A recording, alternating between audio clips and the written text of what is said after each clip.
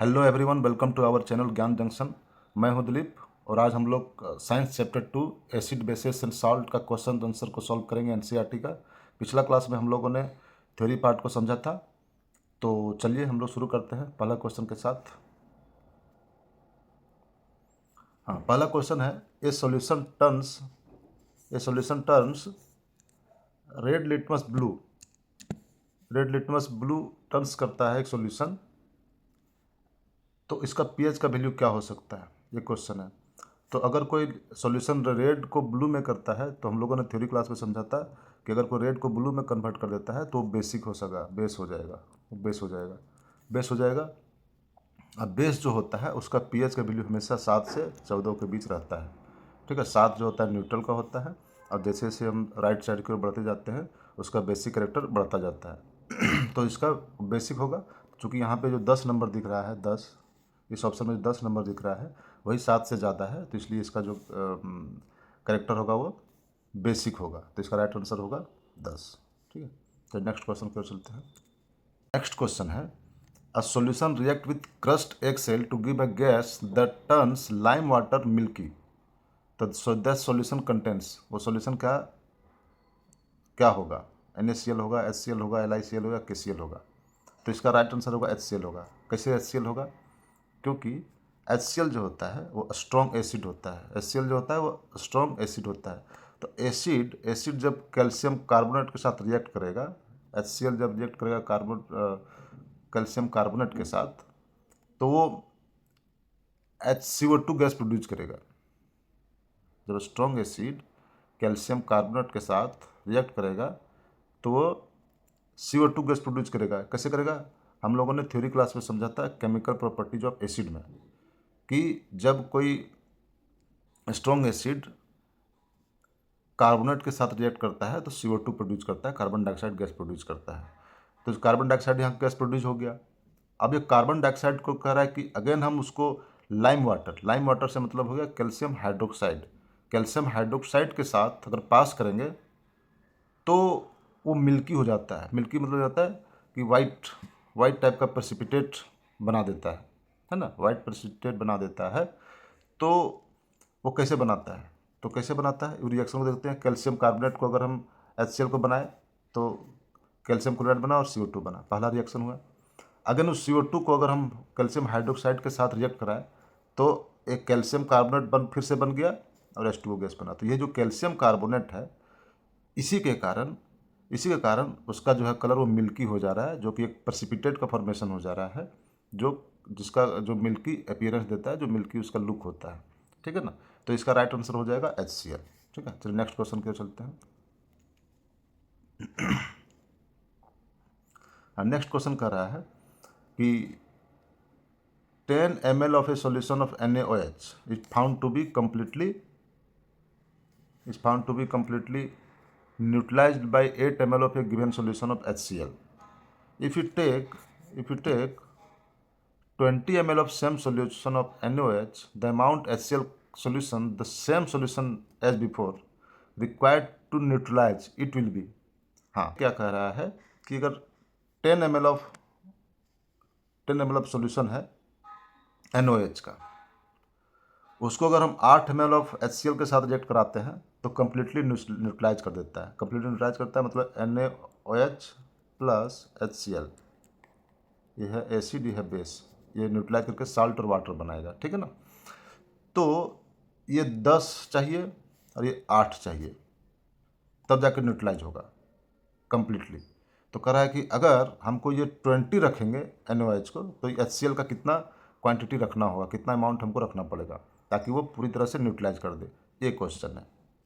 तो इसका मतलब ये है कि 10 ml में हमको 8 ml HCl चाहिए। इसको यूनिटरी मेथड से भी सॉल्व कर सकते हैं क्योंकि ये डायरेक्टली प्रोपोर्शनल है। NaOH बढ़ेगा तो HCl भी बढ़ेगा अमाउंट। तो अगर 10 के लिए हमको 8 चाहिए HCl, 10 के लिए 8 HCl चाहिए, तो एक के लिए कितना चाहिए? 8/10। ठीक है, तो 8/10 अगर इसके चलिए तो पूछ रहा है कि कितना 20 के लिए कितना चाहिए। 20 के लिए कितना चाहिए, इसको 20 से मल्टीप्लाई कर दीजिए, सिंपल, तो ये कट जाएगा। तो 8 दूना 16 हो जाएगा, यानी कि इनको 16 ml चाहिए हाइड्रोक्लोरिक अम्ल, जो कि इसका राइट आंसर होगा। ठीक है, 16 ml हो जाएगा। ठीक है, तो नेक्स्ट क्वेश्चन की ओर चलते हैं। नेक्स्ट क्वेश्चन है, which of the following types of medicine is use for treating indigestion. Indigestion के लिए, जिसको हम लोग बोलते हैं कि अपच होना, खाना ठीक से नहीं पचता है, उसके लिए कौन सा मेडिसिन का हम लोग यूज करते हैं। ठीक है, तो पहला ऑप्शन है एंटीबायोटिक, एनाल्जेसिक, एंटासिड, एंटीसेप्टिक। ठीक है, तो इसका राइट आंसर होगा एंटासिड। एंटासिड कैसे होगा, क्योंकि एंटीबायोटिक जो होता है, एंटीबायोटिक का यूज होता है एंटीबायोटिक बैक्टीरियल इन्फेक्शन के लिए। बैक्टीरिया हो जाते हैं, बैक्टीरियल के कारण जो भी प्रॉब्लम होता है, जैसे बुखार आ गया, फीवर आता है, उसके लिए हम एंटीबायोटिक का यूज करते हैं। It is use for kill bacteria. ठीक है, एनाल्जेसिक का यूज हम जनरली करते हैं, कुछ पेन अगर हो गया हमारा बॉडी में, पेन किलर, बेसिकली ये पेन किलर टाइप का यूज होता है। एक है एंटीसेप्टिक क्रीम का नाम सुने होंगे। सबसे कॉमन क्रीम जो हम लोग पहले, बोरोलिन का नाम है। बोरोलिन जो है सो एक टाइप का एंटीसेप्टिक क्रीम था, बहुत फेमस था हम लोग के बीच। तो एंटीसेप्टिक होता है आपका कीटाणु को मारने के लिए, जम्स को मारने के लिए, ताकि कोई जम्स का डेवलपमेंट ना हो जाए, तो उसको एंटीसेप्टिक बोलते हैं। तो एंटासिड जो होता है, एंटासिड जो होता है कि अगर ज़्यादा एसिड हो गया, ये एक्चुअली एसिड को न्यूट्रलाइज करने के लिए हम एंटासिड का यूज करते हैं। तो चूंकि हमारा जो स्टोमक में इंडाइजेशन होता है बिकॉज ऑफ एक्सेस एसिड, तो उस एक्सेस एसिड को हम लोग न्यूट्रलाइज करने के लिए हम लोग एंटासिड को यूज करते हैं, ताकि उसका एसिडिटी को के इफेक्ट को कम करे और रिलीफ महसूस कराए। तो इसका राइट आंसर होगा एंटासिड। ठीक है, नेक्स्ट क्वेश्चन के चलते हैं। नेक्स्ट क्वेश्चन है, write word equation and then balance equation for the reaction taking place.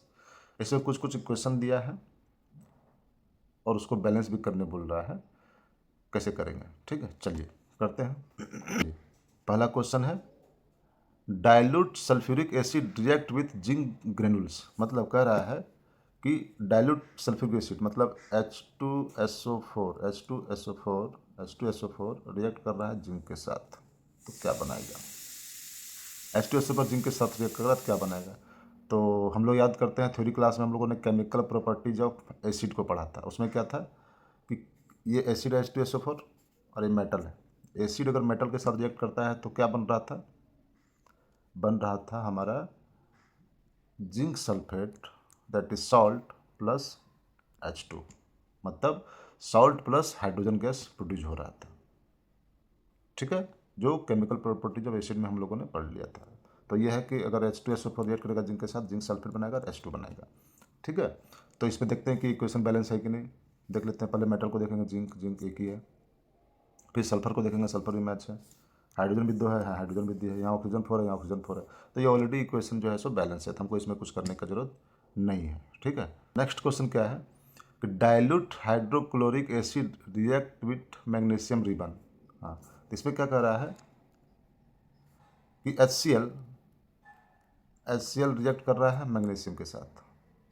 Again simple सा इसका इक्वेशन है, ये है मेटल, ये है एसिड रिएक्ट विथ मेटल, तो क्या बनता है MgCl2, मतलब सॉल्ट प्लस H2। पिछला इक्वेशन भी वैसा ही कुछ मिलता जुलता था, तो MgCl2 ये बन गया। ठीक है, ये केमिकल प्रॉपर्टीज ऑफ एसिड से सीधा सीधा क्वेश्चन है। तो अभी देखते हैं कि इक्वेशन बैलेंस है कि नहीं।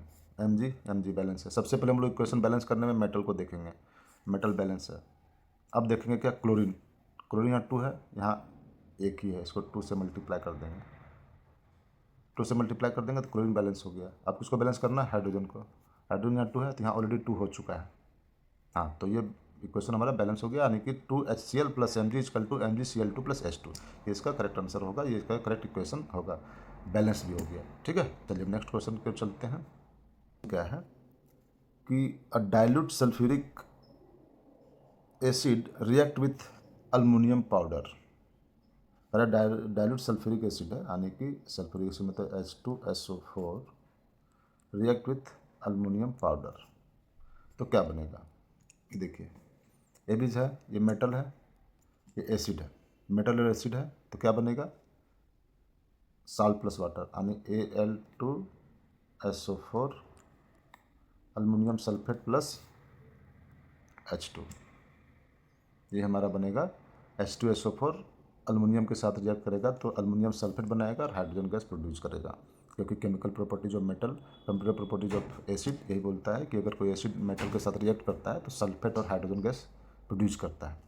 सल्फेट मेरा मतलब है लवण, साल्ट और हाइड्रोजन गैस को प्रोड्यूस करता है। ठीक है, अब देख लेते हैं नेक्स्ट कि ये इक्वेशन बैलेंस है कि नहीं। तो सबसे पहले देखते हैं एल्युमिनियम को, Al2, यहाँ Al2 है तो यहाँ 2 दे देंगे, ये हो गया। उसके बाद देखेंगे नेक्स्ट हम देखेंगे एल्युमिनियम का मेटल का हो गया, उसके बाद देखेंगे सल्फ़र का। यहाँ सल्फ़र 3 है, S3 3 है तो यहाँ 3 कर देंगे।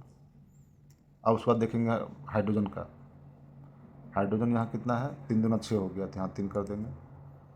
अब देखेंगे ऑक्सीजन का, तो ऑक्सीजन यहाँ हो गया 4 तिया 12, यहाँ ऑक्सीजन हो गया 4 तिया 12 तो यहाँ भी 4 तिया 12 हो गया। तो ये हमारा इक्वेशन बैलेंस हो गया। 3H2SO4 + 2Al = Al2SO4 3 + 3H2, ये हमारा इक्वेशन बैलेंस हो गया। ठीक है, सल्फेट बनाया और हाइड्रोजन गैस रिलीज किया। ठीक है, चलिए नेक्स्ट क्वेश्चन की ओर चलते हैं। नेक्स्ट क्वेश्चन है dilute hydrochloric acid react with iron filings, मतलब HCl रिएक्ट कर रहा है Fe के साथ, आयरन के साथ। तो सेम क्वेश्चन है, FeCl2 बनाएगा और H2 बनाएगा। क्यों बनाएगा, एसिड मेटल, एसिड और मेटल रिएक्ट करके क्या बनाता है, सॉल्ट हाइड्रोजन गैस। सॉल्ट क्या हो गया, FeCl2 hydrogen gas. Same question है, सेम पैटर्न का क्वेश्चन है। तो और उसको क्वेश्चन को हम लोग बैलेंस करते हैं। तो बैलेंस करने के लिए क्या करेंगे, देखेंगे सबसे पहले हम लोग देखेंगे मेटल को, मेटल Fe है, यहाँ Fe है, यहाँ Fe 1 है, कोई दिक्कत नहीं है। क्लोरीन यहाँ 2 है, यहाँ क्लोरीन 1 ही है तो यहाँ 2 कर देंगे, यहाँ 2 कर देंगे। अब देखें हाइड्रोजन को, यहाँ हाइड्रोजन में 2 है, यहाँ हाइड्रोजन में भी 2 हो गया, तो अब लगता है बैलेंस हो गया। 2HCl 2 hydrogen 2 hydrogen, 2 chlorine 2 chlorine, Fe2 अब ये बैलेंस हो गया। 2HCl + Fe = FeCl2 = FeH2। ठीक है, ये बैलेंस हो गया। तो इस तरह से हम लोगों ने इसका 4 इक्वेशन दिया हुआ था, 4 इक्वेशन का हम लोगों ने बना लिया और उसको बैलेंस भी कर लिया। ठीक है, अब चलिए हम लोग नेक्स्ट क्वेश्चन की ओर चलते हैं। नेक्स्ट क्वेश्चन कह रहा है कि compound such as alcohol and glucose also contains hydrogen but not categorized as acids, describe an activity to prove it. कह रहा है कि अल्कोहल और ग्लूकोज में भी हाइड्रोजन होता है, लेकिन हम उसको एसिड नहीं बोलते हैं। तो एसिड क्यों नहीं बोलते हैं, उसको क्या कारण है, उसमें भी तो हाइड्रोजन है। क्योंकि हम लोग बात कर रहे थे कि एसिड में जो होता है वो हाइड्रोजन आयंस अगर रहेगा, अगर वो हाइड्रोजन आयन में डिसोसिएट हो जाएगा वाटर के साथ, जब उसको करेंगे तो तब उसको एसिड बोलेंगे। कोहर और ग्लूकोज जो होता है उसमें भले हाइड्रोजन होता है, अवेलेबल होता है, but are not classified as acid because they don't dissociate into hydrogen ions. मतलब जो उसका जो की कैरेक्टरिस्टिक होता है किसी भी एसिड का, कि वो अगर उसको हम सॉल्यूशन में डालेंगे तो H+ आयन में टूट जाना चाहिए, H+ आयन कंडक्ट करना चाहिए, H+ आयन फ्री होना चाहिए। और वो H+ आयंस जो फ्री आयंस होता है वही रिस्पॉन्सिबल होता है, उसी के कारण हमारा इलेक्ट्रिसिटी फ्लो करता है, उसी कारण हमारा कंडक्टिविटी होता है। तो H+ आयन चूँकि वो डिसोसिएट नहीं करता है ग्लूकोज और अल्कोहल, इसीलिए वो एसिडिक कैरेक्टर नहीं दिखाता है। ठीक है, और H2SO4 और HCl टाइप का जो एसिड होता है वो आपको कंडक्ट कर देता है इलेक्ट्रिसिटी, क्योंकि उसमें H+ आयन प्रेजेंस होता है। तो इसी के कारण अल्कोहल और ग्लूकोज को हम लोग एसिड नहीं बोलते हैं। क्यों, इस चीज़ को प्रूव करने के लिए, कि अल्कोहल और ग्लूकोज एसिड नहीं है और H2SO4 और HCl एसिड है, उसको प्रूव करने के लिए हम लोग एक एक्टिविटी को करेंगे, एक एक्टिविटी से हम लोग डेमोन्स्ट्रेट करेंगे, उसको देखेंगे और ये प्रूव करेंगे कि ये एसिड क्यों नहीं है ग्लूकोज और अल्कोहल। ठीक है, तो एक्टिविटी क्या है उसको समझते हैं। उसमें क्या करेंगे हम, कि जैसा कि हम लोग बात किए थे कि एसिड का सबसे पहला गुण होगा कि H+ आयन को रिलीज करेगा, जिसके कारण हमारा इलेक्ट्रिसिटी कंडक्ट होगा, कनेक्टिविटी आएगा। तो हम क्या करेंगे कि HCl और ग्लूकोज अलग अलग बीकर में लेंगे, एक बीकर में HCl लेंगे, एक बीकर में ग्लूकोज का सॉल्यूशन लेंगे, और दोनों को हम आपका इलेक्ट्रिक सर्किट से जोड़ देंगे, दोनों को हम इलेक्ट्रिक सर्किट से जोड़ देंगे, ठीक है ना। जैसा कि देख रहे हैं एक्सपेरिमेंट में, ये HCl का हो गया, ये ग्लूकोज का हो गया, जोड़ देंगे। उसके बाद क्या करेंगे, connect the nail to the battery, उसमें एक नेल लगा रहेगा, उसको बैटरी से कनेक्ट कर देंगे, और एक में HCl डाल दिए और दूसरे में डाल दिए। तो देखते हैं कि जिसमें HCl डाले थे उसका इलेक्ट्रिक सर्किट पूरा हो गया और बल्ब जो है सो ग्लो करने लगा, मतलब जल गया, बल्ब जो है सो जल गया।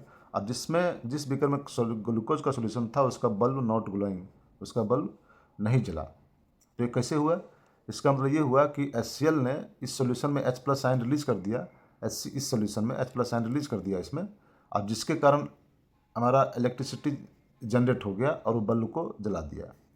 ग्लूकोज में क्या हुआ कि H+ आयन रिलीज ही नहीं हुआ, तो H+ आयन रिलीज नहीं हुआ तो कोई फ्री आयंस नहीं था, तो चार्ज कैरी नहीं हुआ, इसके कारण इलेक्ट्रिक कंडक्टिविटी शो नहीं किया, जिसके कारण बल्ब नहीं जला। तो एक सिंपल सा इस एक्टिविटी से हम कह सकते हैं कि ग्लूकोज जो है सो एसिडिक नहीं है, क्योंकि वो H+ आयन नहीं करता, ठीक है।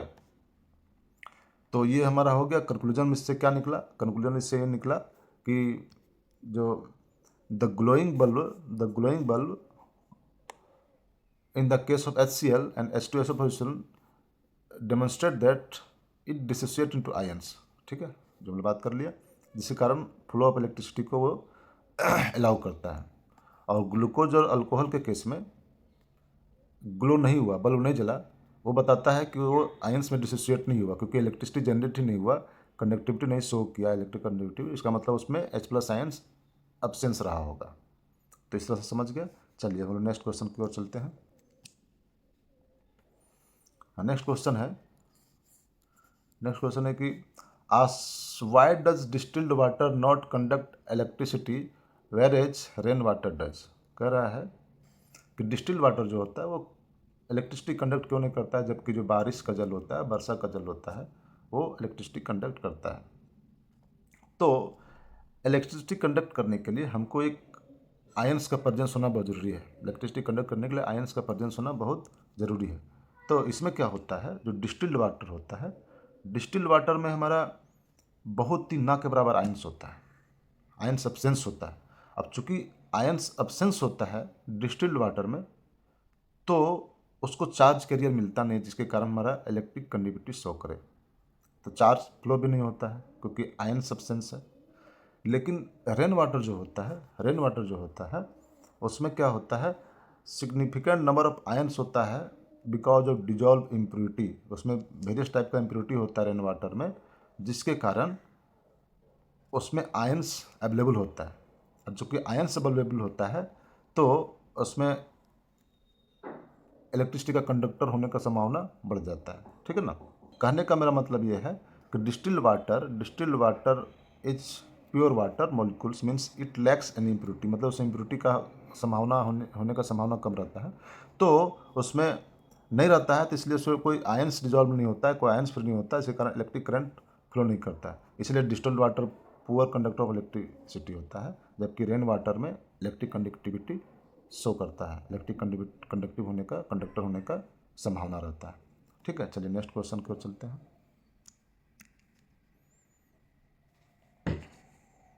नेक्स्ट क्वेश्चन है, why do acids not show acidic behaviour in the absence of water.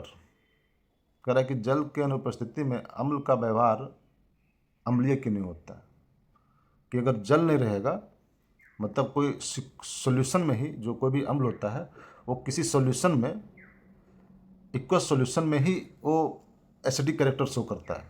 तो अगर जल नहीं रहेगा, तो अगर वाटर नहीं रहेगा, तो वो क्यों नहीं दिखाता है, तो क्यों नहीं दिखाता है, तो एसिडिक कैरेक्टर दिखाने का सबसे असेंशियल, सबसे इंपॉर्टेंट फैक्टर क्या है कि उसका जो है सो H+ आयन रिलीज होना चाहिए, H+ आयन रिलीज होना चाहिए। और H+ आयन रिलीज कब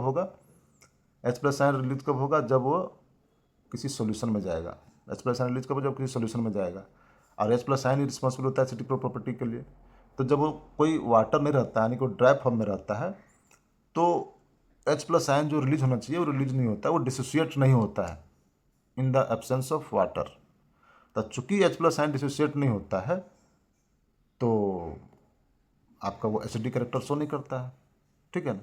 तो एसिडिक कैरेक्टर को सॉल्व करने के लिए हमको डिजॉल्व करने, when dissolve in water they ionize to release H+ ion और हाइड्रोनियम आयन, ये दो तरह का आयन होता है।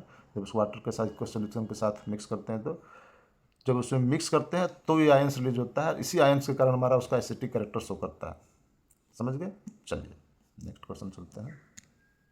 करा कि 5 solution A, B, C, D, E when tested with universal indicator showed pH as 4, 1, 11, 7 and 9 respectively. तो भी सोल्यूशन है, तो कह रहा है कि ये 5 तरह का सोल्यूशन है, उसका 5 अलग अलग पीएच का वैल्यू है। तो हम लोग को बताना है कि वो जो 5 अलग अलग पीएच का वैल्यू है तो वो क्या है, न्यूट्रल है कि बेस है कि एसिड है। तो अलग अलग क्या, न्यूट्रल है कि स्ट्रांगली एसिड है कि स्ट्रांगली बेस है, ठीक है ना। तो हम लोग थ्योरी क्लास में क्या बात किए थे कि अगर 7 रहेगा तो न्यूट्रल होगा, 7 रहेगा न्यूट्रल होगा, लेस देन 7 होगा, ग्रेटर देन 7 होगा तो बेस होगा, लेस देन 7 होगा तो एसिड होगा। हम लोग ये नहीं बात किए थे, बस उसी के बेसिस पे हम लोग इसको बाइफरकेट कर सकते हैं। तो पहला क्या है, न्यूट्रल। न्यूट्रल कौन सा होगा, जिसका पीएच का वैल्यू 7 होगा। फिर दूसरा बोल रहा स्ट्रांगली अल्कलाइन। तो स्ट्रांगली अल्कलाइन कौन होगा, जिसका वैल्यू 7 से ज़्यादा होगा। लेकिन 7 से ज़्यादा होगा मतलब 7 से जितना ज़्यादा होगा, 7 से जितना ज़्यादा होगा तो कौन सा हो सकता है इसमें से, 11। 11 जो है सो आपका 7 से ज़्यादा है। 7 से ज़्यादा है मतलब कुछ ज़्यादा ही है, क्योंकि 8, 9, 10, 11, क्योंकि आगे दिया 9 भी दिया है। तो 9 और 11 जो होगा वो दोनों होगा बेसिक। लेकिन अगर दोनों में बोलेगा कि कौन सा स्ट्रॉन्ग बेसिक है, बेसिक बेस है, तो 11 होगा। और 9 भी बेस होगा बट स्ट्रॉन्ग नहीं होगा, वीक बेस होगा। तो 9 और 11 में क्या होगा, 11 होगा स्ट्रांगली अल्कलाइन होगा, अब 9 जो होगा वो वीकली अल्कलाइन होगा, ठीक है, ये हो गया। और उसके बाद फिर है 1, स्ट्रांगली एसिडिक कौन होगा, जिसका वैल्यू 7 से कम होगा। 7 से जितना कम होगा उतना वो स्ट्रांगली एसिड होगा। तो 7 से कम कौन सा है, 1 है। तो 1 जो होगा वो स्ट्रांगली एसिड होगा। फिर वीकली एसिडिक कौन था, 4 होगा, क्योंकि ये 7 से कम है लेकिन बहुत ज़्यादा कम नहीं है इन कंपेरिजन टू 1। तो ये एसिडिक तो होगा लेकिन वीकली ही होगा। और लास्ट है वीकली अल्कलाइन कौन होगा, जिसका पीएच का वैल्यू 9 है, क्योंकि वो 7 से ज़्यादा है लेकिन जस्ट ज़्यादा है, 11 से कम है। तो इस तरह से हम लोग समझ गए कि ये 5 अलग अलग पीएच का वैल्यू शो करेगा। तो किस कैरेक्टर, कौन सा कैरेक्टर शो करेगा, उस सॉल्यूशन, पांचों तरह का सॉल्यूशन, ठीक है ना। तो कहने मतलब कि लोअर पीएच रहेगा, हायर हायर H+ कंसंट्रेशन रहेगा। तो अगर जिसका पीएच कम है तो इसका मतलब उसका कंसंट्रेशन H+ कंसंट्रेशन ज़्यादा है, और H+ कंसंट्रेशन ज़्यादा है तो जानिए वो उतना ही स्ट्रॉन्ग एसिड है। तो अगर कंसंट्रेशन H+ कंसंट्रेशन वाइज अगर इसको हम शो करेंगे तो इसे भी कर सकते हैं कि जिसका पीएच कम है वो सबसे ज़्यादा H+ कंसंट्रेशन शो करेगा। तो सबसे ज़्यादा H+ कंसंट्रेशन इसमें रहेगा pH 1 में, और सबसे कम रहेगा जिसका पीएच का वैल्यू सबसे ज़्यादा है। तो 14, 9, 7, 4 और 1, इस तरह से इसको अरेंज कर सकते हैं। तो हम लोगों ने इस तरह से हम लोगों ने एनसीईआरटी का चैप्टर 2 का एसिड बेस एंड साल्ट का 1 से लेकर 9 तक के क्वेश्चन को हम लोगों ने समझ लिया, सॉल्व कर लिया। नेक्स्ट क्लास में हम लोग आगे के क्वेश्चन को देखेंगे और उसको हम लोग सॉल्व करेंगे, ठीक है। तब तक के लिए keep learning, keep growing. Thank you.